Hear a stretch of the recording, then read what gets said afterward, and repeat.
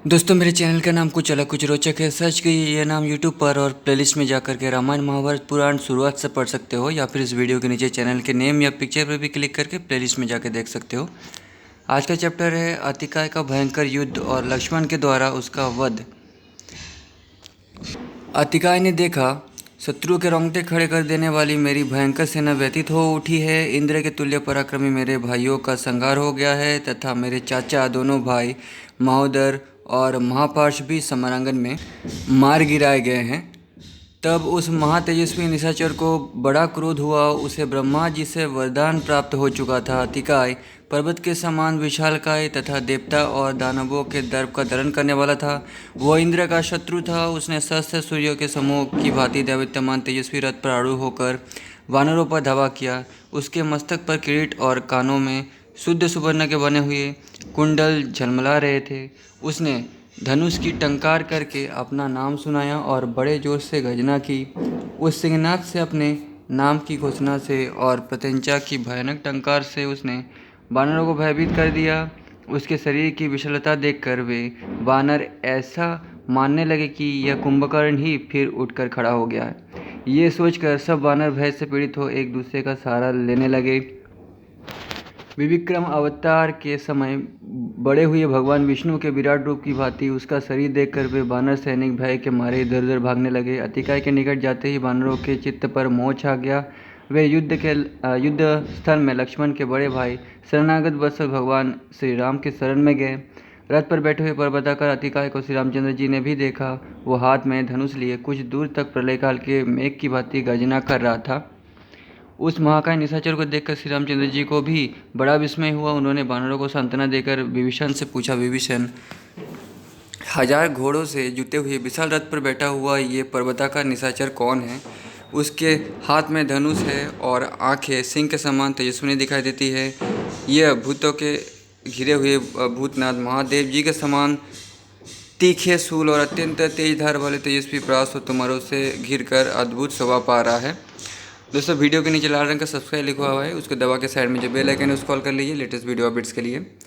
इतना ही नहीं, काल की जीवा के समान प्रकाशित होने वाली रथ शक्ति से घिरा हुआ ये वीर निशाचर विद्युत मालाओं से आवृत मेघ के समान प्रकाशित हो रहा है, जिनके पृष्ठभाग में सोने मड़े हुए हैं। ऐसे अनेकानेक सुसज्जित धनुष उसके श्रेष्ठ रथ की सब ओर से उसी तरह शोभा बढ़ा रहे जैसे इंद्रधनुष आकाश को सुशोभित करता है।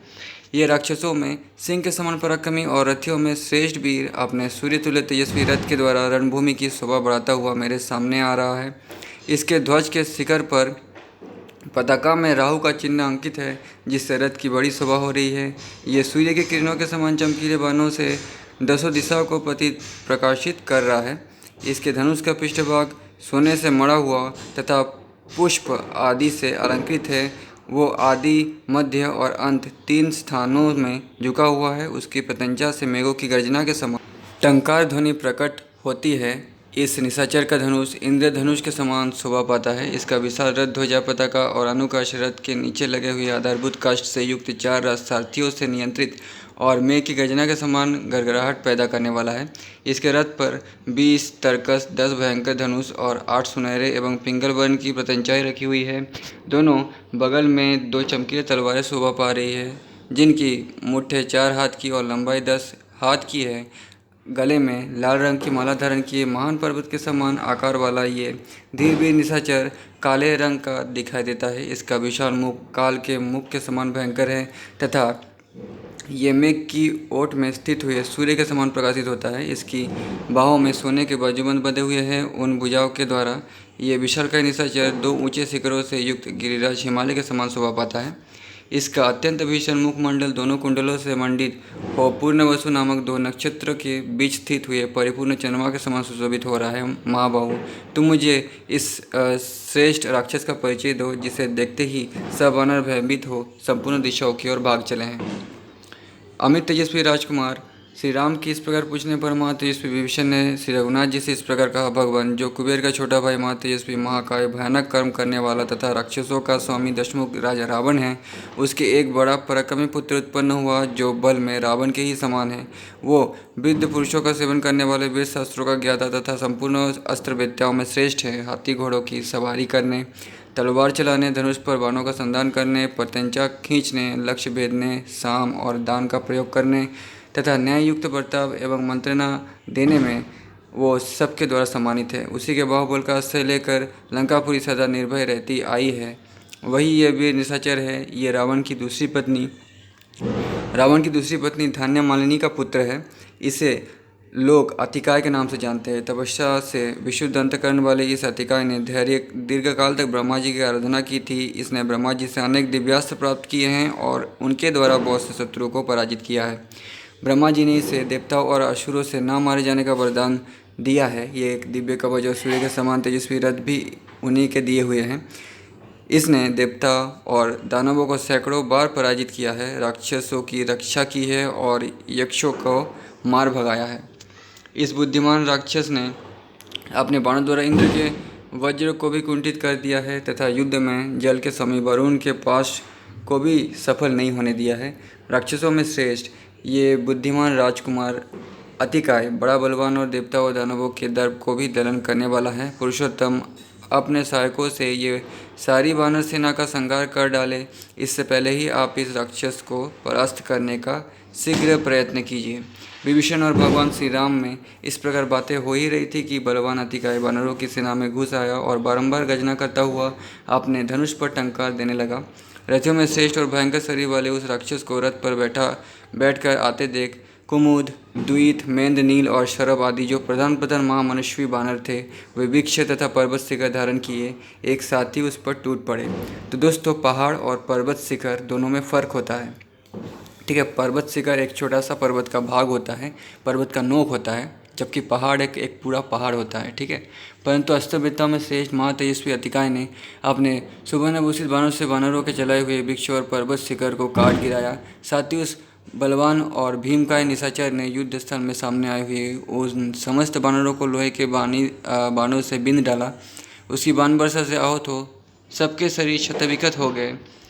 सब ने हार मान ली और कोई भी उस महासमुद्र में अतिकाय का सामना करने में समर्थ न हो सके। जैसे जवानी के जोश से भरा हुआ कुपित सिंह मृगों के झुंड को भयभीत कर देता है, उसी प्रकार वो राक्षस बानर वीरों की उस सेना को त्रास देने लगा। बानरों के झुंड में विचरते हुए राक्षस राज अतिकाय ने किसी भी ऐसे योद्धा को नहीं मारा जो उसके साथ युद्ध न कर रहा हो। धनुष और तरकस धारण किए वो निशाचर उछल कर श्री राम के पास आ गया और बड़े गर्व से इस प्रकार बोला, मैं धनुष और बाण लेकर रथ पर बैठा हूँ। किसी साधारण प्राणी से युद्ध करने का मेरा विचार नहीं है। जिसके अंदर शक्ति हो, साहस और उत्साह हो, वो शीघ्र यहाँ आकर मुझे युद्ध का अवसर दे। उसके ये अहंकारपूर्ण वचन सुनकर शत्रुहंता सुमित्रनंदन लक्ष्मण को बड़ा क्रोध हुआ। उसकी बातों को सहन न कर सकने के कारण वे आगे बढ़ आए और किंचित मुस्कुराकर उन्होंने अपना धनुष उठाया। कुपित हुए लक्ष्मण उछलकर आगे आए और तरकस से बाण खींचकर अतिकाय के सामने अपने विशाल धनुष को खींचने लगे। लक्ष्मण के धनुष की प्रत्यंचा का वो शब्द बड़ा भयंकर था। वो सारी पृथ्वी, आकाश, समुद्र और संपूर्ण दिशाओं में गूंज उठा और निशाचरों को त्रास देने लगा। सुमित्रा कुमार के धनुष की वो भयानक टंकार सुनकर उस समय महातेजस्वी बलवान राक्षस राजकुमार अतिकाय को बड़ा विस्मय हुआ। लक्ष्मण को अपना सामना करने के लिए उठा देख अतिकाय रोष से भर गया और तीखा बाण हाथ में लेकर इस प्रकार बोला, सुमित्रानंदन, तुम अभी बालक हो, पराक्रम करने में कुशल नहीं हो, अतः लौट जाओ। मैं तुम्हारे लिए काल के समान हूँ। मुझसे जूझने की इच्छा क्यों करते हो? मेरे हाथ से छूटे हुए बाणों का वेग गिरिराज हिमालय भी नहीं सह सकता, पृथ्वी आकाश भी उसे नहीं सहन कर सकते। तुम सुख से सोई हुई प्रलयाग्नि को क्यों जगाना चाहते हो? धनुष को यहीं छोड़कर लौट जाओ। मुझसे भिड़कर अपने प्राणों का परित्याग ना करो। अथवा तुम बड़े अहंकारी हो इसलिए लौटना नहीं चाहते। अच्छा, खड़े रहो। अभी अपने प्राणों से हाथ धोकर यमलोक की यात्रा करोगे। शत्रु को दर्प चूर्ण करने वाले मेरे इन तीखे बाणों को जो तपे हुए सुगंध से भूषित है, देखो ये भगवान शंकर की त्रिशूल की समानता करते हैं।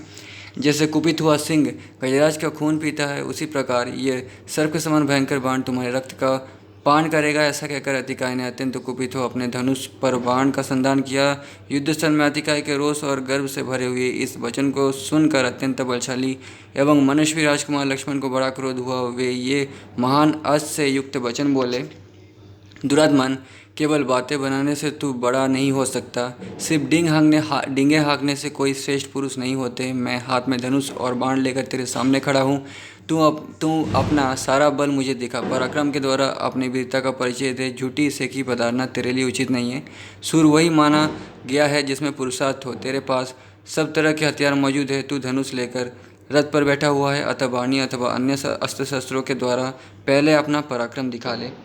उसके बाद मैं अपने तीखे बाणों से तेरा मस्तक उसी तरह काट गिराऊंगा जैसे वायु कालक्रम से पके हुए ताड़ के फल को उसके वृंत से नीचे गिरा देते हैं। आज तपे हुए सुवर्ण से विभूषित मेरे बाण अपनी नोक द्वारा किए गए छिद्र से निकले हुए तेरे शरीर के रक्त का पान करेंगे। तू मुझे बालक जानकर मेरी अवहेलना ना कर। मैं बालक हूँ अथवा वृद्ध संग्राम में, तो तू मुझे अपना काल ही समझ ले। बानर वामन रूपधारी भगवान विष्णु देखने में बालक ही थे, किंतु अपने 3 ही पगों से उन्होंने समूची त्रिलोकी का नाप ली थी। लक्ष्मण की वो परम सत्य और युक्तियुक्त बात सुनकर अतिकाय के क्रोध की सीमा न रही। उसने एक उत्तम बाण अपने हाथ में ले लिया। तदनंतर विद्याधर, भूत, देवता, दैत्य, महर्षि तथा महामना गुहकगण उस युद्ध को देखने के लिए आए।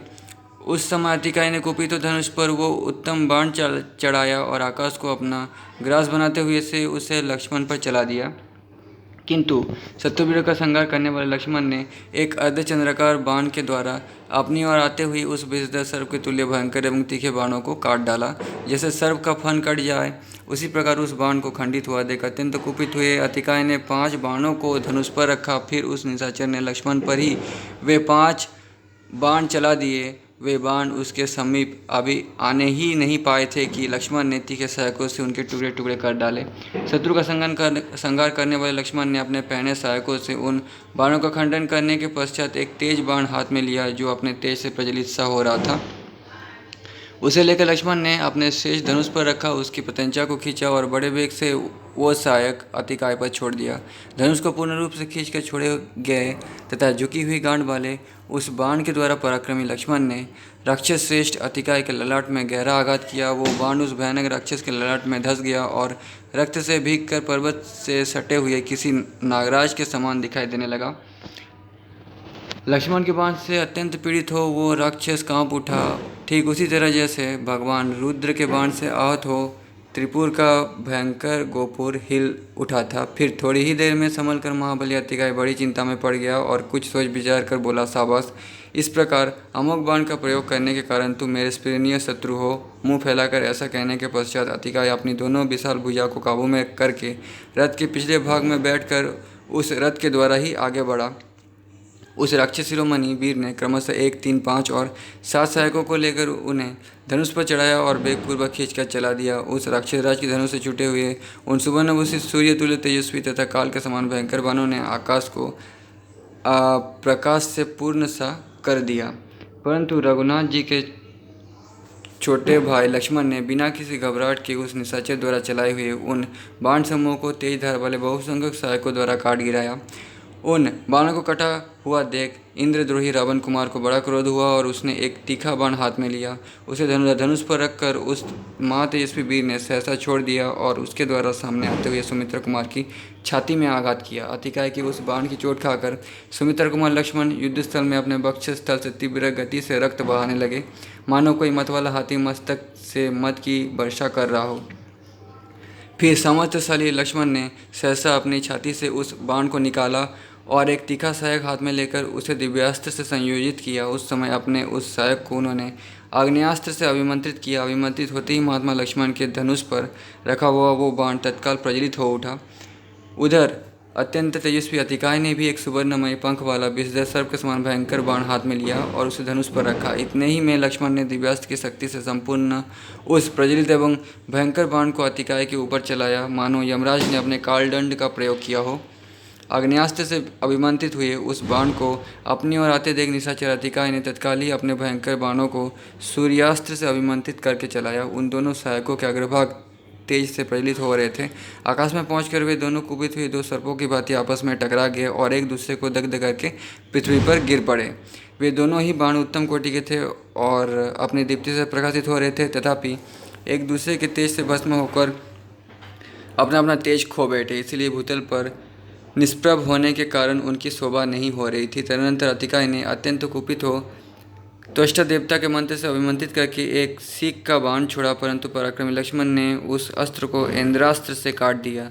सीख के बाण को नष्ट हुआ देख रावण कुमार अतिकाय के क्रोध की सीमा न रही। उस राक्षस ने एक सहायकों को याभ्यास्त्र से अभिमंत्रित किया और उसे लक्ष्मण को लक्ष्य करके चला दिया, परंतु लक्ष्मण ने वायव्यास्त्र द्वारा उसको भी नष्ट कर दिया। तत्पश्चात जैसे मेघ जल की धारा बरसाता है, उसी प्रकार अत्यंत कुपित हुए लक्ष्मण ने रावण कुमार अतिकाय पर बाण धारा की वर्षा आरंभ कर दी। अतिकाय ने एक दिव्य कवच बांध रखा था जिसमें हीरे जड़े हुए थे। लक्ष्मण के बाण अतिकाय तक पहुंचकर उसके कवच से टकराते और नोक टूट जाने के कारण सहसा पृथ्वी पर गिर पड़ते थे। उन बाणों को असफल हुआ देख शत्रुवीरों का संहार करने वाले महायशस्वी लक्ष्मण ने पुनः सहस्त्र बाणों की वर्षा की। महाबली अतिकाय का कवच अभेद्य था, इसलिए युद्ध स्थल में बाण समूह की वर्षा होने पर भी वो राक्षस व्यथित नहीं होता था। उसने लक्ष्मण पर विषधर सर्प के समान भयंकर बाण चलाया। उस बाण से सुमित्र कुमार के मर्मस्थ स्थल में चोट पहुंची, अतः शत्रु को संताप देने वाले लक्ष्मण 2 घड़ी तक अचेत अवस्था में पड़े रहे। तो अतिकाय ने लक्ष्मण को घायल किया और उसके बाद बेहोश भी किया। फिर होश में आने पर उन महाबली शत्रुदमन वीर ने बाणों की वर्षा से शत्रु के रथ की ध्वजा का नष्ट कर दिया और 4 उत्तम सहायकों से रणभूमि में उसके घोड़ों और साथी को भी हम लोग पहुँचा दिया। तत्पश्चात संभ्रम रहित नरश्रेष्ठ सुमित्रा कुमार लक्ष्मण ने उस राक्षस के वध के लिए जांचे बुझे हुए बहुत से अमोघ बाण छोड़े, तथापि वे समरांगन में उस निशाचर के शरीर को भेद ना सके। तदनंतर वायु देवता ने उनके पास आकर कहा, सुमित्र नंदन, इस राक्षस को ब्रह्मा जी से वरदान प्राप्त हुआ है। ये अविद्य कवच से ढका हुआ है, अतः इसको ब्रह्मास्त्र से वितीर्ण कर डालो, अन्यथा ये नहीं मारा जा सकेगा। ये कवचधारी बलवान निशाचर अन्य अस्त्रों के लिए अवध्य है। लक्ष्मण इंद्र के समान पराक्रमी थे। उन्होंने वायु देवता का उपयुक्त वचन सुनकर एक भयंकर वेग वाले बाण को सहसा ब्रह्मास्त्र से अभिमंत्रित करके धनुष पर रखा। सुमित्र कुमार लक्ष्मण के द्वारा तेज धार वाले उस शेष बाण में ब्रह्मास्त्र की संयोजना की जाने पर उस समय संपूर्ण दिशा, चंद्रमा और सूर्य आदि बड़े बड़े ग्रह तथा अंतरिक्ष लोक के प्राणी थर्रा उठे और भूमंडल में महान कोलाहल मच गया। सुमित्र कुमार ने धनुष पर रखे हुए उस सुंदर पंख वाले बाण को जब ब्रह्मास्त्र से अभिमंत्रित किया, तब वो यमदूत के समान भयंकर एवं वज्र के समान अमोघ हो गया। उन्होंने युद्धस्थल में उस बाण को इंद्रद्रोही रावण के बेटे अतिकाय को लक्ष्य करके चला दिया। लक्ष्मण के चलाए हुए उस बाण का वेग बहुत बड़ा हुआ था। उसके पंख गरुड़ के समान थे और उनमें हीरे जड़े हुए थे, इसीलिए उनकी विचित्र शोभा होती थी। अतिकाय ने समरांगन में उस बाण को उस समय वायु के समान भयंकर वेग से अपनी ओर आते देखा। उसे देखकर अतिकाय ने सहसा उसके ऊपर बहुत से पहने बाण चलाए, तो भी वो गरुड़ के समान वेगशाली सहायक बड़े वेग से उसके पास जा पहुंचा। प्रलयंकर काल के समान प्रज्वलित हुए उस बाण को अत्यंत निकट आया देखकर भी अतिकाय को युद्ध विषयक चेष्टा नष्ट नहीं हुई। उसने शक्ति, सृष्टि, गदा, कुठार, शूल तथा बाणों द्वारा उसे नष्ट करने का प्रयत्न किया, परंतु अग्नि के समान प्रज्वलित हुए उस बाण ने उन अद्भुत अस्त्रों को व्यर्थ करके अतिकाय के मुकुट मंडित मस्तक को धड़ से अलग कर दिया। लक्ष्मण के बाण से कटा हुआ राक्षस का यह शीर्ष त्राण सहित मस्तक हिमालय के शिखर की भांति सहसा पृथ्वी पर जा पड़ा। उसके वस्त्र और आभूषण सब और बिखर गए। उसे धरती पर पड़ा देख मरने से बचे हुए समस्त निशाचर व्यथित हो उठे। उनके मुख पर विषाद छा गया। उन पर जो मार पड़ी थी उससे थक जाने के कारण वे और भी दुखी हो गए, अतः वे बहुसंख्यक राक्षस सहसा विकृत स्वर में जोर जोर से रोने चिल्लाने लगे। सेना नायक के मारे जाने पर निशाचरों का युद्ध विषय उत्साह नष्ट हो गया, अतः वे भयभीत होकर तुरंत ही लंकापुरी की ओर भाग चले। इधर उस भयंकर बलशाली दुर्जय शत्रु के मारे जाने पर बहुसंख्यक बानर हर्ष और उत्साह से भर गए। उनके मुख प्रफुल्ल कमलों के समान खिल उठे और वे अभिष्ट विजय के भागी वीर वर लक्ष्मण की भूरी भूरी प्रशंसा करने लगे। युद्धस्थल में अत्यंत बलशाली और मेघ के समान विशाल अतिकाय को धराशायी करके लक्ष्मण बड़े प्रसन्न हुए। वे उस समय वानर समूह से सम्मानित हो तुरंत ही श्री रामचंद्र जी के पास गए। नेक्स्ट चैप्टर, रावण की चिंता तथा उसका राक्षसों को पुरी की रक्षा के लिए सावधान रहने का आदेश। महात्मा लक्ष्मण के द्वारा अतिकाय को मारा गया सुनकर राजा रावण उद्विग्न हो उठा और इस प्रकार बोला, अत्यंत अमरशील धूम्राक्ष, संपूर्ण शस्त्रधारियों में श्रेष्ठ अकंपन, प्रहस्त और कुंभकर्ण, ये महाबली वीर राक्षस सदा युद्ध की अभिलाषा रखते थे। ये सबके सब शत्रु की सेनाओं पर विजय पाते और स्वयं विपक्षियों से कभी पराजित नहीं होते थे, परंतु अनायास ही महान कर्म करने वाले राम ने नाना प्रकार के शस्त्रों के ज्ञान में निपुण उन विशालकाय वीर राक्षसों का सेना सहित संहार कर डाला और भी बहुत से महामनुष्य शूरवीर राक्षस उनके द्वारा मार गिराए गए, जिसके बल और पराक्रम सर्वत्र विख्यात थे। उस मेरे बेटे इंद्रजीत ने उन दोनों भाइयों को वरदान प्राप्त घोर नाग स्वरूप बांधों में बांध लिया था। वो घोर बंधन समस्त देवता और महाबली असुर भी नहीं खोल सकते थे। यक्ष, गंधर्व और नागों के लिए भी उस बंधन से छुटकारा दिलाना असंभव था। तो भी ये दोनों भाई राम और लक्ष्मण उस बंधन से मुक्त हो गए। ना जाने कौन सा प्रभाव था, कैसी माया थी, अथवा किस तरह की मोहिनी औषधि आदि का प्रयोग किया गया था, जिससे वे उस बंधन से छूट गए। मेरी आज्ञा से जो शूरवीर योद्धा राक्षस युद्ध के लिए निकले, उन सबको समरांगन में महाबली बानरों ने मार डाला। मैं आज ऐसे किसी वीर को नहीं देखता जो युद्ध में लक्ष्मण सहित राम को और सेना तथा सुग्रीव सहित वीर विभीषण को नष्ट कर दे। अहो, राम बड़े बलवान हैं, निश्चय ही उनका अस्त्र बल महान है, जिनके बल विक्रम का सामना करके असंख्य राक्षस काल के गाल में चले गए। मैं उन वीर रघुनाथ को रोग शोक से रहित साक्षात नारायण रूप मानता हूँ, क्योंकि उन्होंने भय से लंकापुरी के सभी दरवाजे और सदर फाटक सदा बंद रहते हैं उनके भय से। राक्षसों, तुम लोग हर समय सावधान रहकर सैनिक सहित इस पुरी की और जहाँ सीता रखी गई है उस अशोक शिविर वाटिका की भी विशेष रूप से रक्षा करो। अशोक वाटिका में कब कौन प्रवेश करता है और कब वहाँ से बाहर निकलता है, इसकी हमें सदा ही जानकारी रखनी चाहिए। जहाँ जहाँ सैनिकों के शिविर हो वहाँ बार बार देखभाल करना, सब और अपने अपने सैनिकों के साथ पहरे पर रहना। निशाचरों, प्रसूत काल, आधी रात और प्रातःकाल में भी सर्वदा बानरों के आने जाने पर दृष्टि रखना। बानरों की ओर से कभी उपेक्षा भाव नहीं रखना चाहिए और सदा इस बात पर दृष्टि रखना चाहिए कि शत्रु की सेना युद्ध के लिए उद्यमशील तो नहीं है, आक्रमण तो नहीं कर रही है, अथवा पूर्ववत जहाँ की तहाँ ही खड़ी है ना। लंकापति का ये आदेश सुनकर समस्त महाबली राक्षस उन सारी बातों का यथावत रूप से पालन करने लगे। उन सबको पूर्वोक्त आदेश देकर राक्षस राज रावण अपने हृदय में चुभे हुए दुख और क्रोध रूपी कांटे की पीड़ा का भार बहन करता हुआ दीन भाव से अपने महल में गया। महाबली निशाचर राज रावण की क्रोधाग्नि भड़क उठी थी। वो अपने पुत्र की उस मृत्यु को ही याद करके उस समय बारंबार लंबी सांस खींच रहा था। नेक्स्ट चैप्टर, इंद्रजीत के ब्रह्मास्त्र से वानर सेना सहित श्री राम और लक्ष्मण दोनों का मूर्छित होना। इसके बारे में हम नेक्स्ट वीडियो पे बात करेंगे।